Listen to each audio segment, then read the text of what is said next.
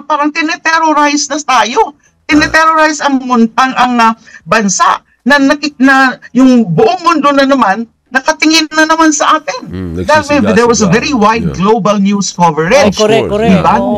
Yung kanyang pag-meltdown, I call it mega meltdown. Nakakahiya na naman. At problema na naman natin, yung mga investor natin. Baka magsiurong yan. Tama.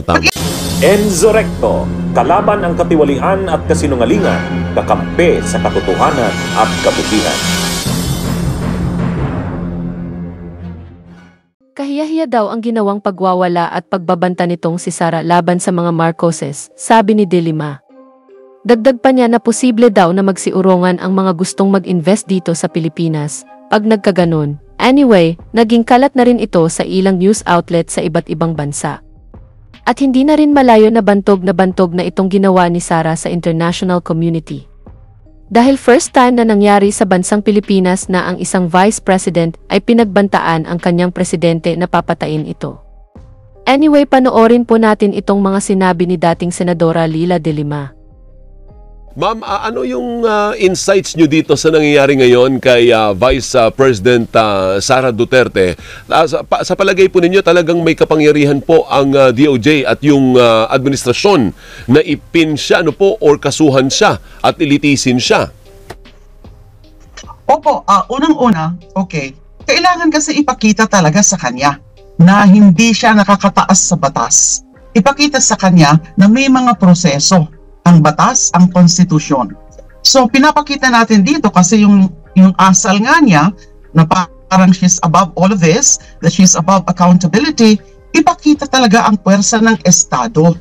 Executive Department, and then Judicial Department, and then also yung even the Legislative Department. May mga malinaw na mga proseso na nasa ating saligang batas. Now, Vice President po siya. She can only be removed by one mode, and that is impeachment.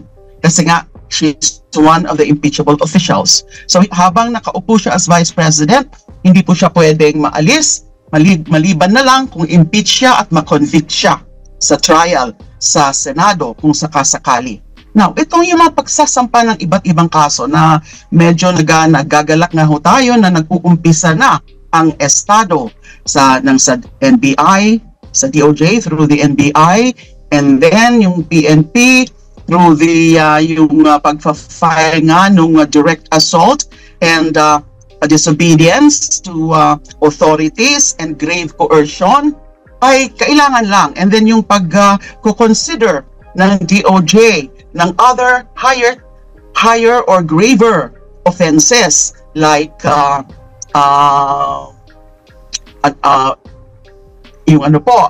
yung inciting to sedition.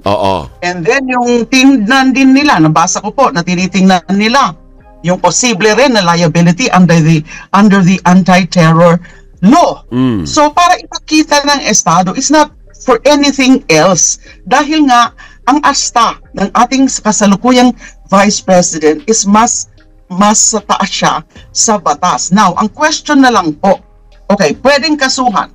So, pwedeng imbestigahan. Pwedeng magsampa ng kaso kapag mahanapan o kapag ang finding o ang ruling ng ating mga investigative o yung prosecutorial arm, yung DOJ, ng probable cause. So, pag may probable cause, isasampa yung kaso. Now, ang nagiging tanong, pwede ba siyang i-aresto kapag nakarating na sa korte? Kung ano man dyan yung merong probable cause na ifa-file ng DOJ. Pwede ba siyang arestuhin? At doon naman sa mga non-bailable na pwede nilang i-file kung sakasakali na ma-file nila, pwede ba na ba siyang makulong? So, ang ano ko po dyan is that medyo gray area pa ho yan eh. It's still a question mark. I'm not aware of any jurisprudential rule na pwede na siyang arestuhin kapag, for example, may probable cause na yung direct assault, yung grave coercion, pero bailable naman po yan. Now, ang ano kasi dyan, this is a sensitive issue kasi precisely itong mga impeachable officials, President, Vice President, Supreme Court Justices, Ombudsman, and members of the constitutional commissions. These are the only impeachable officials. Exclusive sila. Opo. Now, masasabi natin na may mataas silang proteksyon galing sa saligang batas. Magkakaroon ng question kung halimbawa pwede na silang habang kinasuhan ay pwede na silang arestuhin at ikulong because it would downplay or it would weaken that protection. So, pero siguro kailangan natin ng test case. Ayun na nga, kasi first time. Kasi wala nga po akong subukan ho siguro ng Estado na iano yan para makarating sa Korte Suprema. Opo. Pero ayaw ko pong bilang abogado, ayaw ko naman po talaga openly advocate tungkol dyan kasi may dahilan ho kung bakit may protection yung mga impeachable officials. Pero Senator, kasi nga matataas sila matataas silang mga sa maapektuhan yung discharge of their important responsibilities and mandate under the Constitution. Ma'am, narinig niyo po ba yung pahayag ni Yusek Andres kanina? Bago kayo, si Andres yung interview namin. Tinanong ko siya kasi yan din yung bumabagabag sa isipan ko. Can you arrest a sitting vice president after cases have been filed? Sabi niya, yes, the judge can actually issue an arrest order. So yung stance ninyo, Senator, is alanganin. Wala, parang gray area siya. Hindi pa natin nasubukan kung pwede nga. Hindi siya nakalagay sa batas. Wala pang nangyari before kasi. Wala pang president. Oo nga po. It's really a gray area to me. Although as an advocate, gusto ko talagang subukan yan. I mean, tingnan natin kasi hindi nga siya immune from suits, right? Ang Pangulo lang ang merong immunity from suit na habang nakaupo siya, hindi pa siya naalis, also through impeachment, or habang hindi pa nag-expire yung kanyang termino, ay hindi siya pwedeng kasuhan. Pero ang position ko dyan, kahit immune siya from suit, pwede rin naman imbestigahan. Pero hanggang doon lang. At pwede naman kasuhan kapag may probable cause pag hindi na siya Pangulo. Now, does that apply also to the Vice President? Now, yan ang hindi masyadong malinaw sa akin. Pero siguro yung iniisip ng DOJ, because hindi ko naman talaga narinig yung portion na yun, doon na lang ako sa huli nakarinig ng mga sinasabi ni Yusek Andres. Siguro, ang parang pananaw ng DOJ ngayon is, they want to test that. Kasi nga, gray area pa. Ano ang pwedeng magiging ultimate ruling ng Korte Suprema? Ang Korte Suprema lang ang pwedeng maglinaw ng dyan, kung ano man ang tama. Pwede na ba na arestuhin? Pwede na ba na ikulong? Kasi nga, Singit kami. We have less than 2 minutes left. Ano po? Kung mangyari yan, nagbabanta na ngayon supporters niya, magkakaroon ng get ready to rumble tayo. Pag ginawa niyo po yan, diba? Sabi niya gano'n.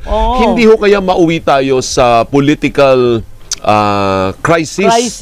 Na sinasabi nila, kasi magkakagulo-gulo po tayo pag inaresto ninyo ang vice presidente.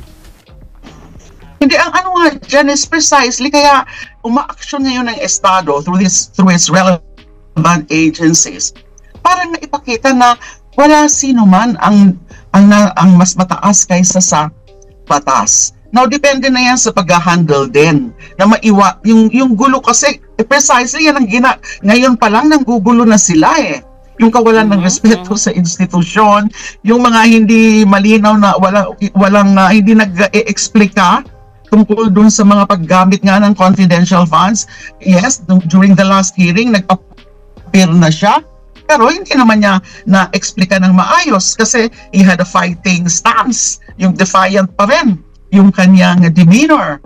So, ang ginagawa ngayon, nanggugulo na sila. Pero hayaan ba natin na ganun na lang, na merong manggugulo, gaano man kataas yung kanyang posisyon?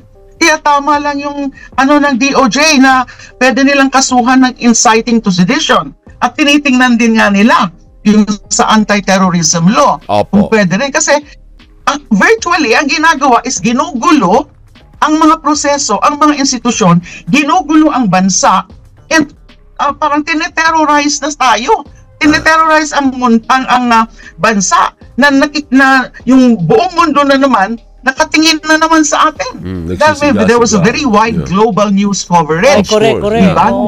Yung kanyang pag-meltdown, I call it mega meltdown. Nakakahiya na naman.